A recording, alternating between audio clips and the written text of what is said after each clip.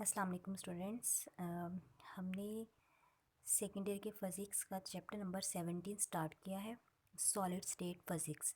कल आपने ये देखा कि सॉलिड स्टेट फ़िज़िक्स क्या है और सॉलिड्स क्या है, सॉलिड्स की जो है क्लासिफिकेशन जो है वो आपने देखी। आज बेटा हम देखेंगे कि सॉलिड में डिफ़ॉर्मेशन क्या चीज़ है या सॉलिड्स में डिफ़ॉर्मेशन कैसे होती है। जी, सबसे पहले इसकी डेफिनेशन देखते हैं। Deformation in solids, any change produce in length, volume और shape of the object when an external force is applied is called deformation. मतलब अगर सॉलिड पर फोर्स अप्लाई करने से सॉलिड की लेंथ, वॉल्यूम और शेप में कोई चेंज आता है तो हम कहेंगे कि सॉलिड में डिफॉर्मेशन हो चुकी है। तो बेसिकली डिफॉर्मेशन का मतलब ही यही है कि सॉलिड्स की या तो शेप चेंज हो जाए या वॉल्यूम चेंज हो जाए या फिर उसकी लेंथ चेंज हो जाए, कब अगर हम उस पर कोई एक्सटर्नल फोर्स जो है वो अप्लाई करते हैं। हो सकता है एक्सटर्नल फोर्स अप्लाई करने से लेंथ जो है वो ज़्यादा हो जाए, वॉल्यूम कम हो जाए, शेप जो है वो उसकी चेंज हो जाए। तो ये क्या कहलाएगी? Deformation in solids. एग्ज़ाम्पल है बेटा, जैसे एक रबर बॉल होती है, तो आप जब उसको कंप्रेस करते हो, ठीक है, जब आप उसको कंप्रेस करते हो तो बेटा उसकी उसकी शेप भी चेंज हो जाती है और उसका वॉल्यूम भी चेंज हो जाता है। देखिए बेटा, पहले अगर आप सपोज़ करें कि ये आपके पास एक रबर बॉल है, ठीक है, ये आपके पास क्या है, एक रबर बॉल है। तो जब आप इसको कंप्रेस करोगे, जब आप इसको क्या करोगे, कंप्रेस करोगे, तो क्या होगा, कंप्रेस करने से इसका वॉल्यूम और उसकी इसकी जो शेप है वो चेंज हो जाएगी। लाइक अगर पहले ये है बॉल, पहले ये है, ठीक है, तो जब आप इसको कंप्रेस करोगे तो बेटा कंप्रेस करने से हो सकता है इसका वॉल्यूम जो है वो इस तरह हो जाए, मतलब वॉल्यूम इसका कम हो जाए। पहले इतना वॉल्यूम था, जब आपने इसको कंप्रेस किया तो इसका वॉल्यूम जो है वो चेंज हो गया। वॉल्यूम चेंज होने का मतलब है कि इसका वॉल्यूम कम हो गया। और ऐसे ही देखिए बेटा, यहाँ इसकी शेप यूँ थी बॉल की और यहाँ बॉल की शेप जो है वो कुछ यूँ हो गई।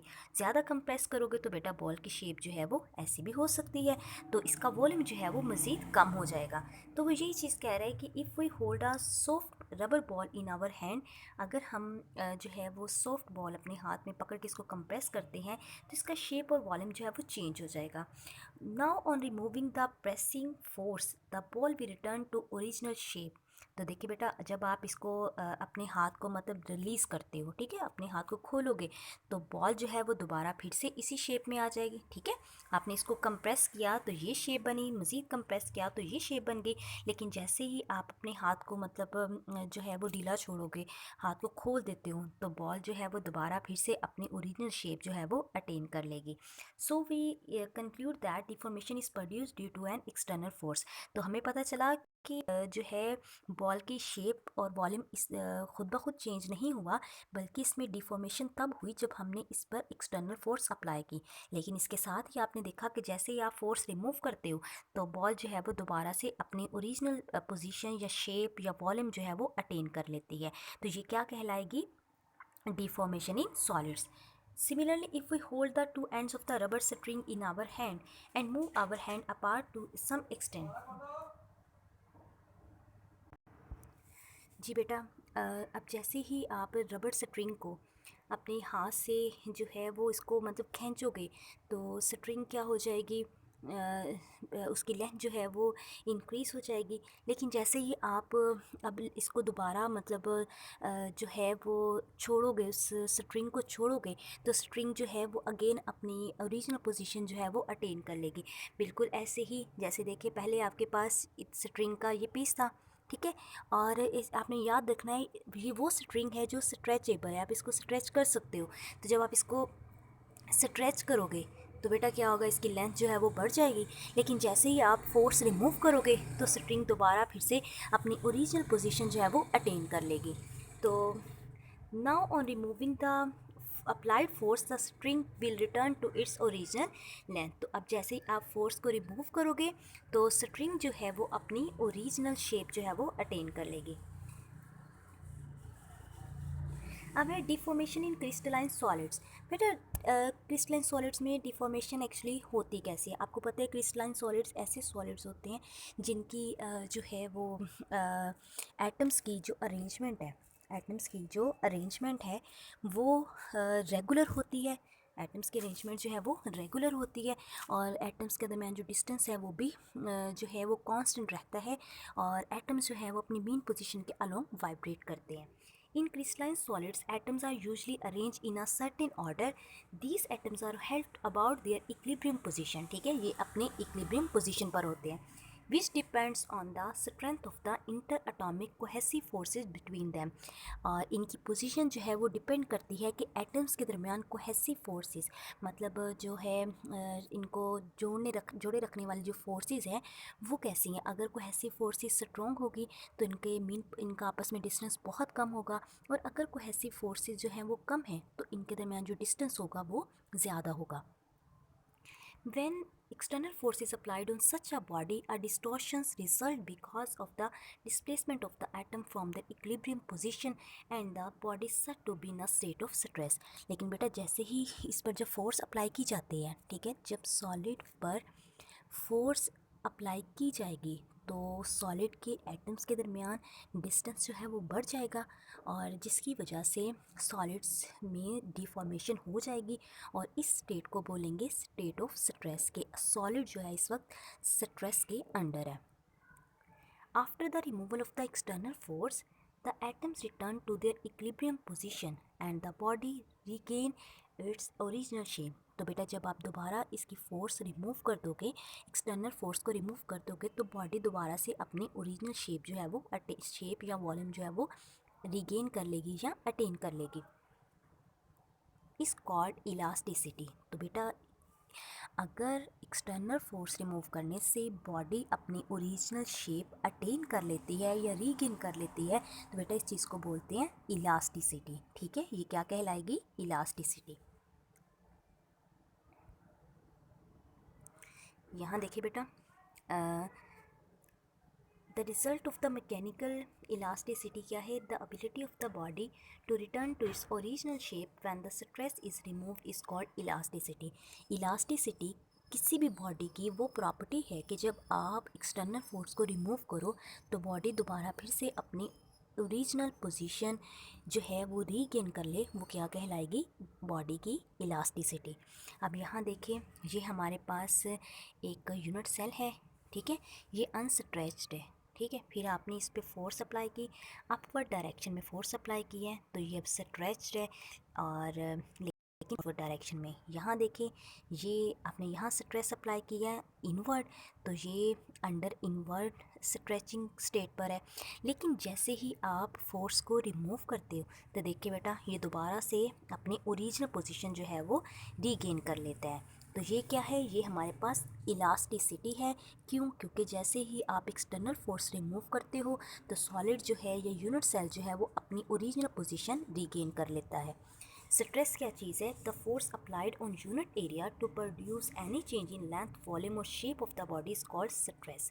स्ट्रेस क्या है? स्ट्रेस एक फोर्स है जिसकी वजह से बॉडी की लेंथ, वॉल्यूम और शेप में चेंज आता है। तो बेटा इसको लिखते हैं फोर्स पर यूनिट एरिया, इसको सिग्मा से रिप्रेजेंट करते हैं और ये है फोर्स पर यूनिट एरिया। इसका यूनिट क्या होगा? फोर्स का यूनिट न्यूटन, एरिया का यूनिट मीटर स्क्वायर। तो बेटा सिग्मा का यूनिट क्या होगा या स्ट्रेस का यूनिट क्या होगा? न्यूटन पर मीटर स्क्वायर। और अगर आपको याद हो तो पास्कल का फॉर्मूला भी, मतलब प्रेशर का फॉर्मूला भी यही है, pressure is equal to F over A. तो प्रेशर का यूनिट क्या होता है? पास्कल। तो बेटा इसके यूनिट को भी हम पास्कल कह सकते हैं। और उसकी डायमेंशन लिखना चाहें तो डायमेंशन आएगी मास पर लेंथ पर टाइम का स्क्वायर। बेटा स्ट्रेस की 3 टाइप्स हैं, टेंसाइल स्ट्रेस है, शियर स्ट्रेस है और वॉल्यूमेट्रिक स्ट्रेस है। टेंसाइल स्ट्रेस का मतलब है when a stress changes the length of the body is called tensile stress. मतलब अगर स्ट्रेस अप्लाई करने से बॉडी की लेंथ में चेंज आ रहा है तो वो क्या कहलाएगी? Tensile stress. Tensile stress. Volumetric stress क्या होगी? When a stress changes the volume of the body is set to volumetric stress. कहते हैं कि अगर स्ट्रेस अप्लाई करने से बॉडी का वॉल्यूम चेंज हो रहा है तो वो वॉल्यूमेट्रिक स्ट्रेस कहलाएगी। शेयर स्ट्रेस में क्या होगा? When the stress changes in the shape of the body is called shear stress. मतलब अगर जो है स्ट्रेस अप्लाई करने से बॉडी की शेप चेंज हो रही है तो वो कहलाएगी shear stress.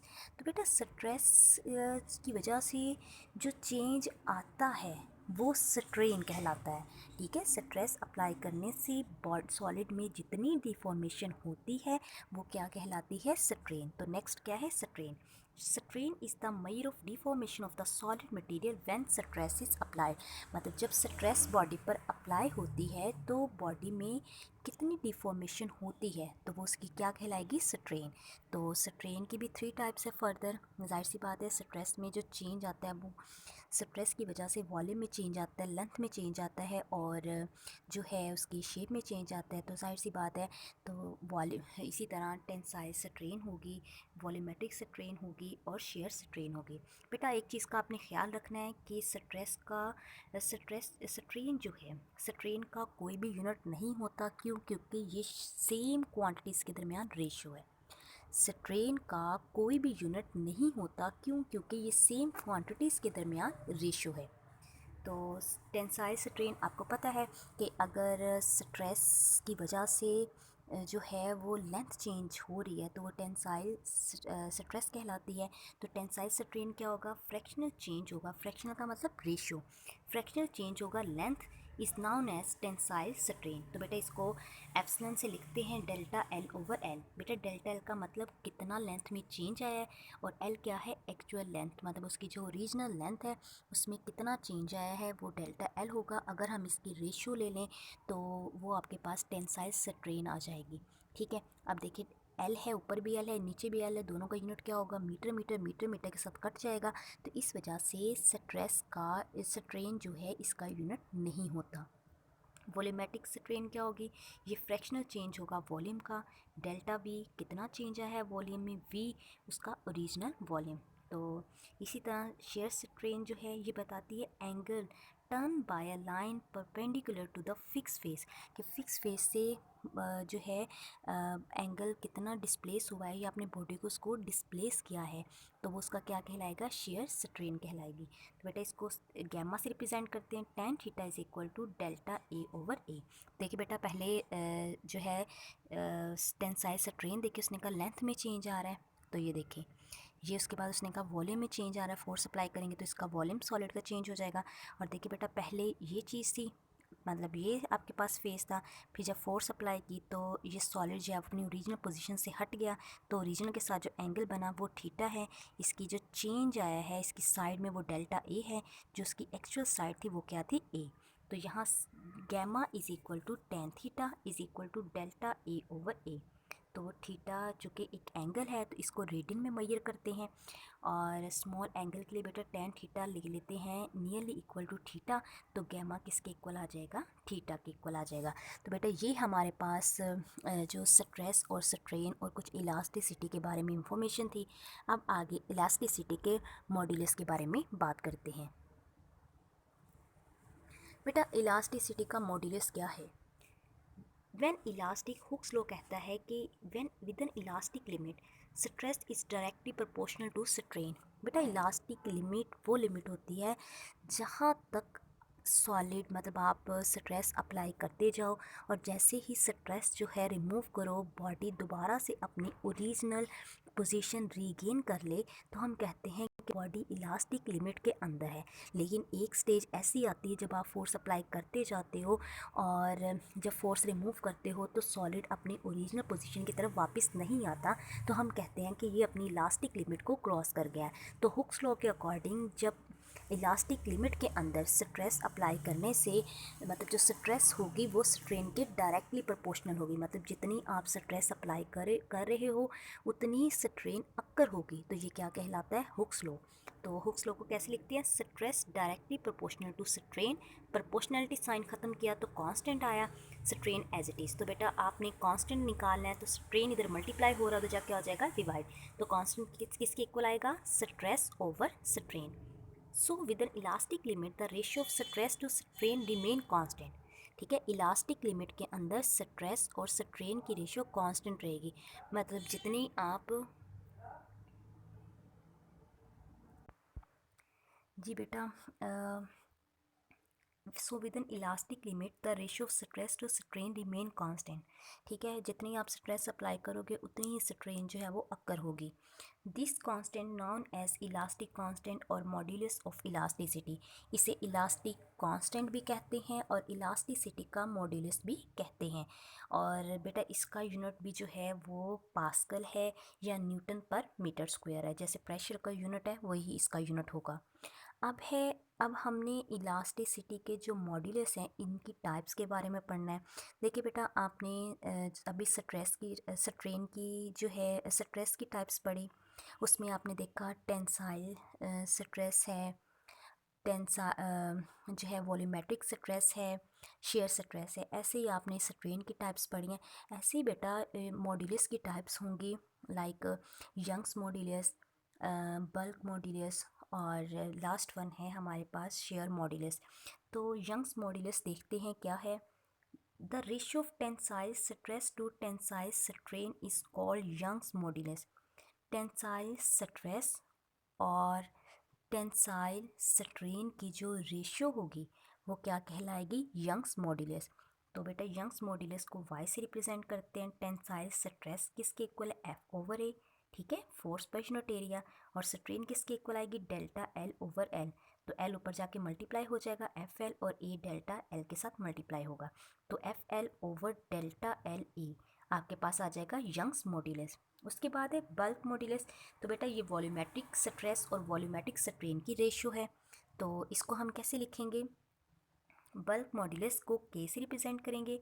Again volumetric stress F/A, और वॉल्यूमेट्रिक स्ट्रेन की जगह डेल्टा V/V। तो V A के साथ मल्टीप्लाई, मतलब ये जो V है F के साथ मल्टीप्लाई हो जाएगा और A डेल्टा V के साथ। तो K इज इक्वल टू FV/डेल्टा V into A। Shear modulus क्या है, ये बेटा रेशियो है shear stress to shear strain की। तो देखें शेयर मॉड्यूलस को G से रिप्रेजेंट करते हैं। शेयर स्ट्रेस अगेन F/A, और शेयर स्ट्रेन जो है वो tan थीटा के इक्वल आ जाएगी। तो ये जो हमारे पास शेयर मॉड्यूलस जो है बेटा, इसको मॉड्यूलस ऑफ रिजिडिटी भी कहते हैं, रिजिडिटी भी कहते हैं। तो ये हमारे पास मॉड्यूलस की टाइप्स थी कुछ। तो इसके बाद बेटा चलते हैं, आई थिंक सो बेटा इतना ही काफ़ी है। इंशाल्लाह बाकी जो है वो हम कल करेंगे। आज के लिए इतना ही काफ़ी है। आप इसको अच्छे से देख लें। अगर किसी चीज़ की समझ ना आए तो आप ज़रूर पूछिएगा। ओके स्टूडेंट्स, टेक केयर, अल्लाह हाफिज़।